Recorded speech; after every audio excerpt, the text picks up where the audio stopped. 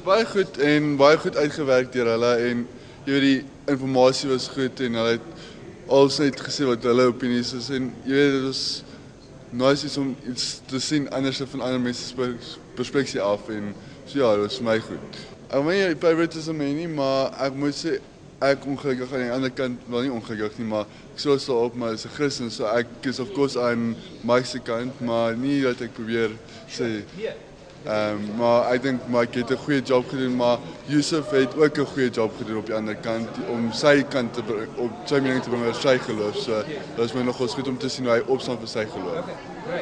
I'd say that I'm Christian and I think that the Muslim guy made valid points, valid questions and all that. This guy is beating around the bush. Which one? Mike.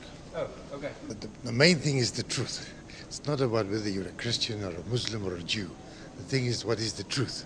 And in this debate, we're trying to establish which is correct, which scripture is speaking the truth. That's why we're here. Sure, and what was your decision? Who of the two debaters do you think fared the best? To me, Yusuf Ismail.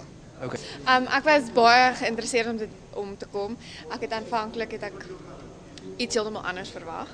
Ek het al vir uniting verwag, maar dit is baie interessant geweest en ek toe Yusuf begin praat het ek genuine begin wonder. So dit was goed om bietjie daar te dink, maar dit was soveel nicer toe ek die confirmation kry.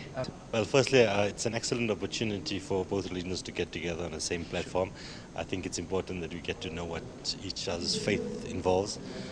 Also, you know, it's the yearning and the desire to talk about God is within everybody's particular structure.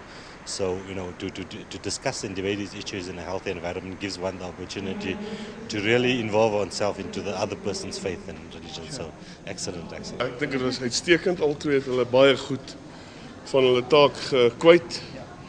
Ek dink dit was in 'n baie goeie gees gedoen. En dit is wonderlik om hier weg te stap en geen twyfel te hê oor die getuienis en die evidence dat Jesus aan die kruis gesterf het vir ons en opgestaan het. Dit was baie interessant geweest, baie nie voor die hand liggend wil ek sê nie, maar dit was baie, dit gee vir 'n bietjie inligting oor waar dit gaan, die verskil tussen Christendom en Islam. Hoekom, waaroor gaan dit, verstaan? En die hoofpunt wat by mekaar gekom het, dat mense van Islam en mense van Christendom kan regtig begin saamleef. As mense net kan insien wat die ander glo, verstaan? Want wat ons glo en hulle glo is amper basies dieselfde.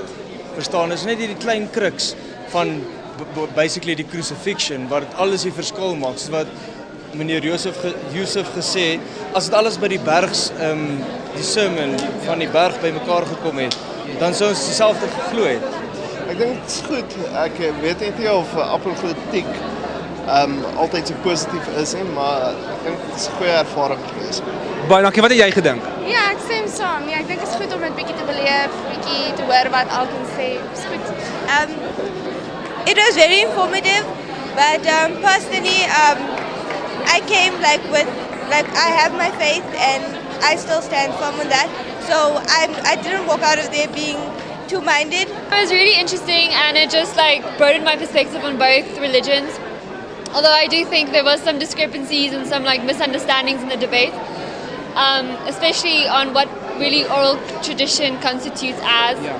And secondly, I think it was a bit awkward because the understanding of what being a curse on the cross means for Christianity is obviously something that Muslims do not understand, which I thought was difficult to debate on because there was a different understanding.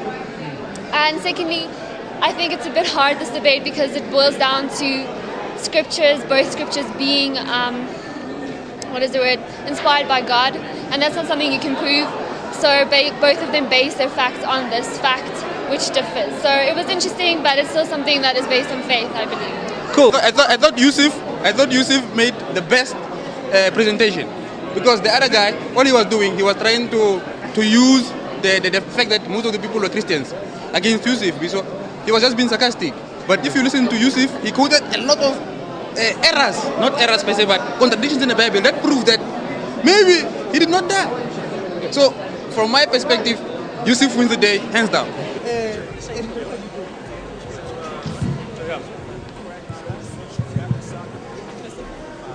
Johan, you want to take photos with our group? Yeah, we can get a group shot. Let's me and Yusuf.